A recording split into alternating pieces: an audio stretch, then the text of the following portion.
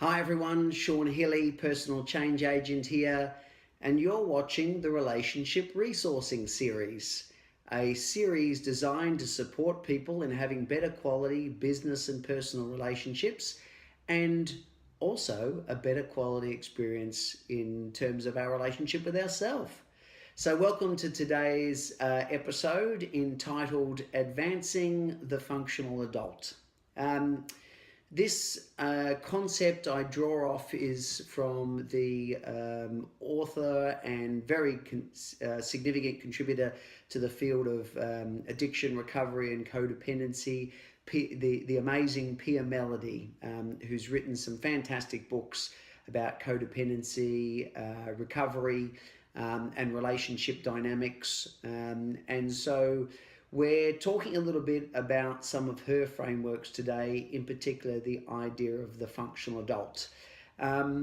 When people are looking to advance their psychological maturity, then there's certain key touch points, as it were, that really enable us to stay grounded in our relational dealings with others, be that in a business environment or personal.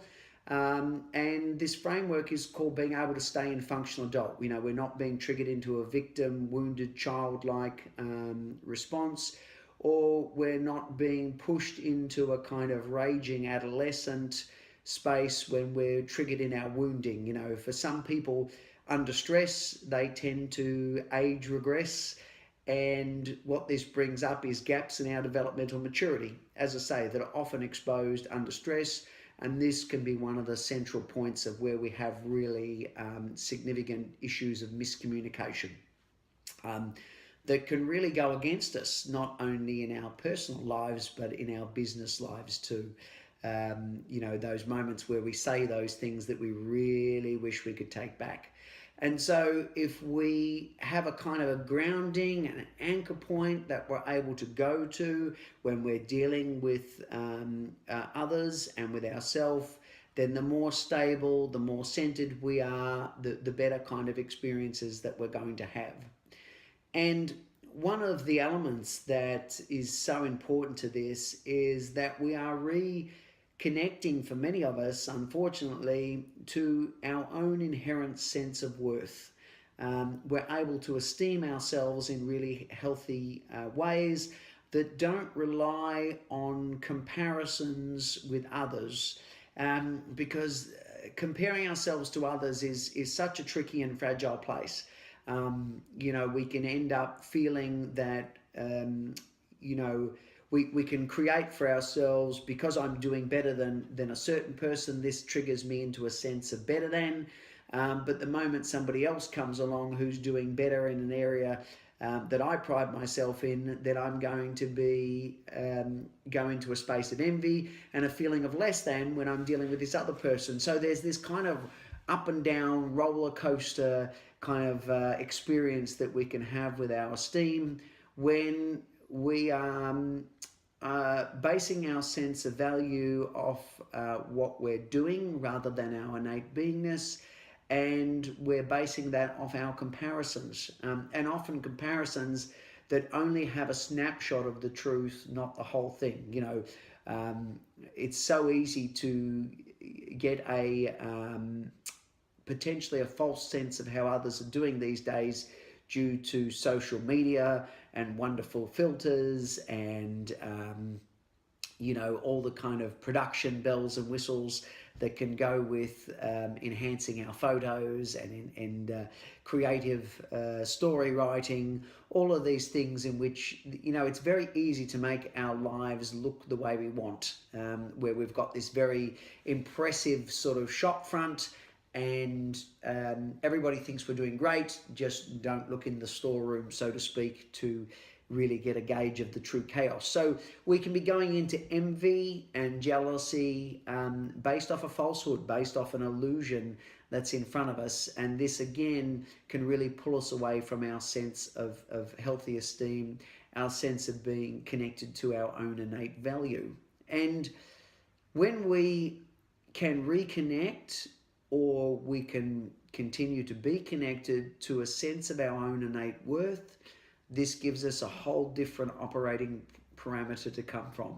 You know, when we're understanding that we're valuable, just because we are, that there's nothing we need to do to gain that, but rather the very fact we breathe in and out is enough to confirm and affirm that we are innately worthy, that we are innately precious, and that we are enough. From there, we can, you know, from that platform, this begins to inform and drive the choices we make in a different way, because we're not coming from a sense of worthlessness. We're not driven from a place of guilt or obligation or a desire to avoid feeling shame. And we're starting to clear out some of those toxic drivers, you know, that inherently end up, when we're coming from a place where we're trying to avoid those things, that often drives us straight into those experiences. So part of sitting in a space of functional adult is that I can esteem myself effectively, I can nurture myself effectively, I am connected to my sense of my own innate worth. Some days I do this well, and other days I'm miles off it. And that's part of the functional adult too, that we're able to embrace that we are less than perfect, and we can love ourselves in the face of ourselves, you know, because sometimes we grow up with this hypercritical idea that unless we're perfect, unless we're always striving to improve and get better and better and better, then we don't deserve love. And we are worthy. It's not a case of deserving. You know, we do deserve. And when we are aware of our worth, then what this does is it creates a different sense. You know, we set a different standard for ourselves, and when we set a different standard of expectation for treatment and behavior from others, and what we will and won't accept in our relationships, then this starts to inform and be a compass to others as to how they best treat us. Because if we're feeling worthless and less than, that tends to invite people to kind of take advantage of us and steamroll over us. We find it difficult to set and maintain boundaries because we don't want to offend or drive people away, because I just feel so privileged that anyone's around. And, you know, I'm entering into relationships where maybe it's not the best person for me, but at least I'm not alone. And when we come from that place of at least I'm not alone, inevitably you do end up alone. You're just answerable to somebody else under the same roof. And I think that is a really unfortunate place to operate from. But I've certainly been there. I certainly understand it. You know, when we're kind of amazed that anyone would kind of pick us, you know, that really does set us up for some challenges in our life and some really painful experiences. So the more that we can understand our value, we can embrace our imperfection, we can set healthy boundaries and maintain those, not only from a place of expectation of the kinds of things, the kind of parameters that we set when dealing with others, but also the kinds of boundaries we set with self, that we're able to kind of know that we're worthy of and create time for self-care. And these, if we're doing these sort of elements consistently, and we're navigating off some of these elements in our personal relationships, then there's every chance that we're going to have far more productive, far more fulfilling relationship experiences. But again, it starts with, you know, kind of making that slight turn within self, and then looking at how we can consistently get better and better at moving towards this idea of functional adult. And then over time, it's able to deepen and strengthen, and we're able to sit in it for longer and longer. And we find that we kind of tip out into a place of hyper vulnerability, or swinging into absolute invulnerability, that more and more we're finding a moderate point. We're finding a point that I can be comfortably esteemed, but not at the cost of recognizing another person's value that we can then share in the successes of others without that tipping us into a place of less than or envy.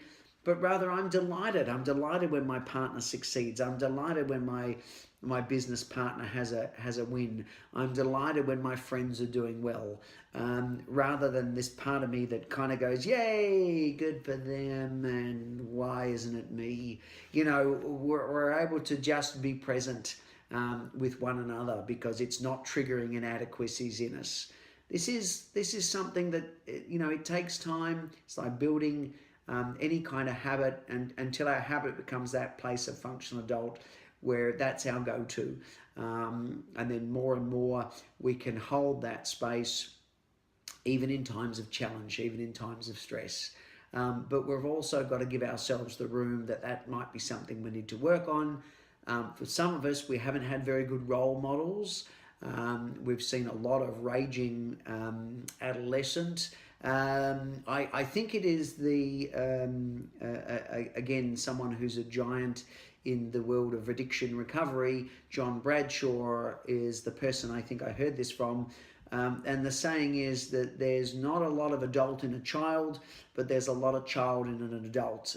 And we're owning the child, we're reclaiming the inner child, and we're not allowing the woundedness to spray out in certain areas, but rather we're able to effectively nurture ourselves so that we're able to hold space and not speak from wounds and not be triggered by the successes of others, and allow ourselves to feel bad because why aren't I where they are, but rather I can enjoy the successes of others. It doesn't dent my confidence, and I'm able to continue to work towards creating the kinds of results that I want in my life, while I am able to remain connected to my value and also to the value of others.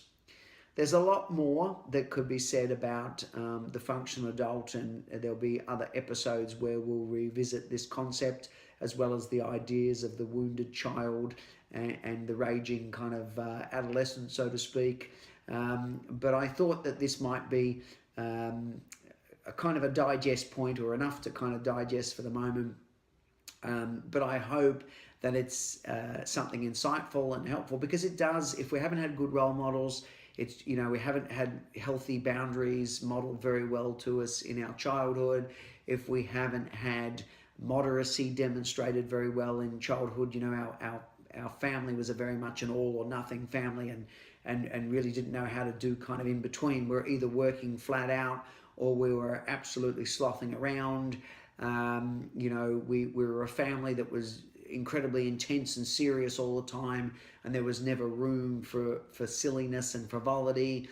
Then what this means is that in some of our developmental maturity, we're going to be lacking sound role models. And so it can take time to develop certain areas for ourselves.